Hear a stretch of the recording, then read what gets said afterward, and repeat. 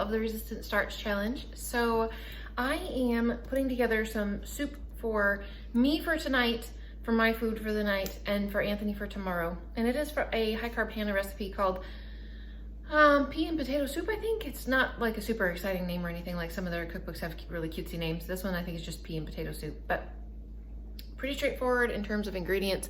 This is one of those, it doesn't have any salt in it, but you could have added salt if you wanted to. So I've got a pound of potatoes. It doesn't look like a lot of potato, but that is a pound. Actually, it's 1 pound 3 ounces, to be honest with you. Got some celery that I'm going to chop up to put in there. It calls for a small onion, so I'll probably only use like I'll probably use more than half of that.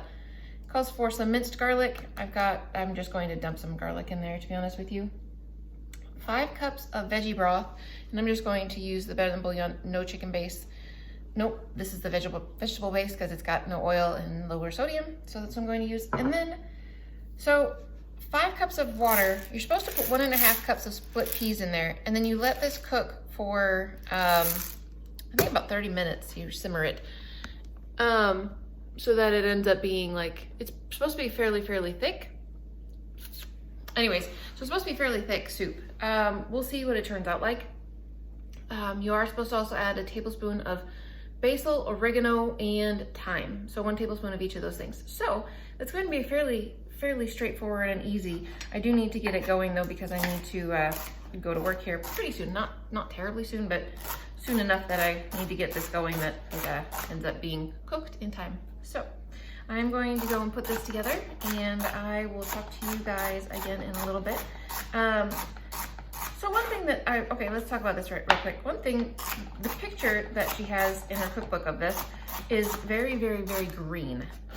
And there's a little side note on there that says, in order to make it super green, you're supposed to add blended peas all the way at the end. So I probably am going to do that, because then it would have split peas, which are a resistant starch, potatoes, which are a resistant starch, and split peas, which are a resistant starch. So the whole meal itself would be just all resistant starch, which is awesome. So I am going to do that, but I'm just going to do that at the end. I'm not even going to cook it. I haven't gotten them out of the freezer yet, the peas, but I need to do that too. So anywho, that is what I am going to go do. I'm going to go chop up these potatoes into little tiny chunkies, and I will see you guys again in a little bit for a quick taste test. All right guys, so this is a definite must make recipe. You just have to make sure that you cook it long enough for the split peas to get cooked, but it was super good. So I made it and then did what she suggested, blended up some frozen peas and put that in there. I don't think it changed the flavor very much, but it did change the color a bit. I took a picture of it before I added the green pea goo to it and afterwards. So yeah, I'm probably just going to post the thumbnail picture of it, the before picture, but it was very good. My split peas probably could use just a teeny tiny little bit longer having been cooked, but this is delicious. So there you go.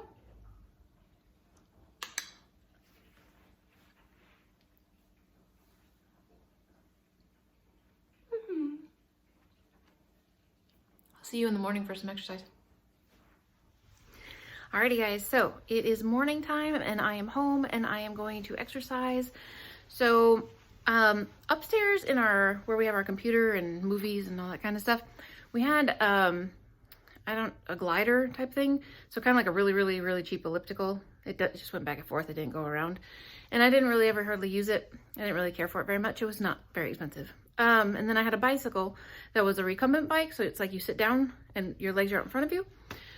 And I didn't pay very much for that either, but I really didn't like it. I didn't like the way that you sat on it. So my mom had given me gift cards for Christmas. So I went ahead like for the last 3 years and I've been saving them. So I bought myself an exercise bike. So I am going to exercise now. And yeah, I'm super excited about this. So I'm going to go and get some exercise. What I'm excited about is the fact that it's an up and down bike. So I get to actually can exercise the muscles that I want to use to go out on a bicycle ride out and about with like my kids. That would be good. Get those muscles exercised so I can actually do, once it's springtime around here, we can actually go for bike rides. That would be awesome. So anyways, here's my new bike. Not like you can really see it very well, but anyways, I'm gonna go exercise and I will see you guys again tomorrow for a potato day.